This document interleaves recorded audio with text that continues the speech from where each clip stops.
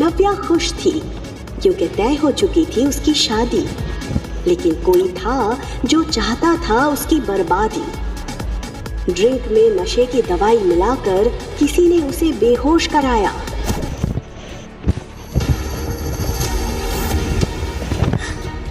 ऋषि,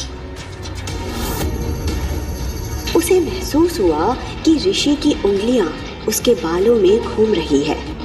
ऋषि, शादी से पहले प्लीज ये सब नहीं। कुछ देर बाद उसकी आंखें पूरी तरह से बंद हो गई और वो कब सो गई उसे पता ही नहीं चला।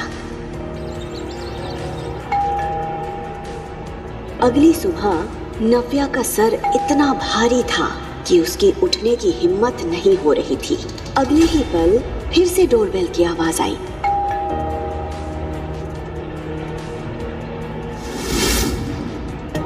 उसे याद आया कि शादी तक वो ऋषि के साथ कुछ नहीं करना चाहती थी। मैं ऋषि के साथ यहाँ? ओह गॉड!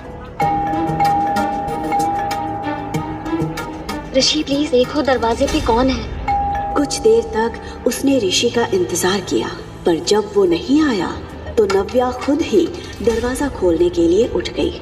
नव्या को समझ नहीं आ रहा था कि अगर ऋषि उसके सामने खड़ा था तो कल रात उसके साथ कमरे में कौन था। ऋषि, तुम बाहर कब गए? तुमने क्या हालत बना रखी है? अगर तुम्हारी बैचलर पार्टी खत्म होगी तो हम लंच के लिए कहीं बाहर चले, और तुम तो अभी तक रेडी भी नहीं हुई। इतना कहकर ऋषि कमरे के अंदर आ गया। ऋषि बिस्तर की हालत और उस पर पड़ी एक जेंट्स टाई देखकर समझ गया था कि कल रात क्या हुआ होगा। ऋषि मेरी बात सुनो। तुम कल रात? ऋषि जैसा तुम सोच रहे हो वैसा कुछ। Don't you dare! सब समझ आ रहा है। ये बिस्तर, ये टाई, ये वाइन का गिलास, सब समझ आ रहा है।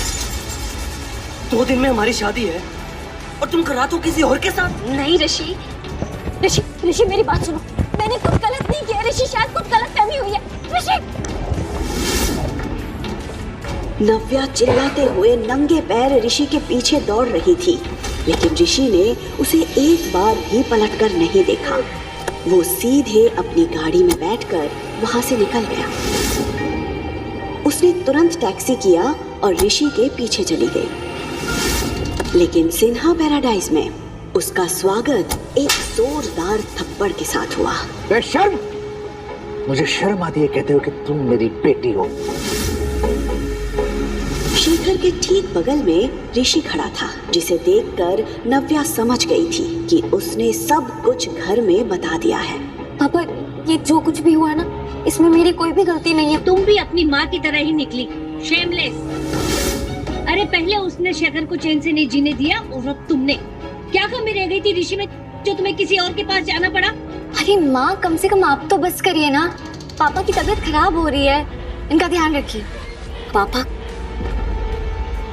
शिखा नव्या की सौतेली माँ थी और कनिका सौतेली बहन। कनिका, तुम तो मेरा यकीन करो, मुझे सच में कुछ भी याद नहीं है कल का। मैं ऋषि, तुम तो मुझसे प्यार करते हो ना? तुम तो मुझ पे ट्रस्ट करो प्लीज, प्लीज। ट्रस्ट? ये शब्द तुम्हारे मुंह से अच्छा नहीं लग रहा। जिस लड़की से मैंने प्यार किया था वो तो रातों किसी और की हो गई थी। नहीं ऋषि, प्लीज ट्रस्ट मी। अब बस! तुम्हें जो ठीक लगता था तुमने किया, अब मैं वो करूंगा जो मुझे ठीक लगता है। नव्या के साथ बाकी घरवाले भी ऋषि शेखावत का इशारा समझ गए थे। ऋषि ने तुरंत अपनी उंगली से एंगेजमेंट रिंग उतारी और वहीं सबके सामने जमीन पर फेंक दी। ये रिश्ता मैं अभी के अभी खत्म करता हूँ। I am breaking up with you. आज के बाद अपनी ये मनुष्य शक्ल मुझे मत दिखाना। ऋषि नहीं ऋषि, मैंने खबरदार! खबरदार, जो उसे रोकने की कोशिश भी की तो अब उससे जो कुछ कहूंगा ना मैं कहूंगा, और तुमने जो किया है ना उससे हम सबकी जिंदगी बर्बाद हो गई है। ऋषि बेटा सुनो,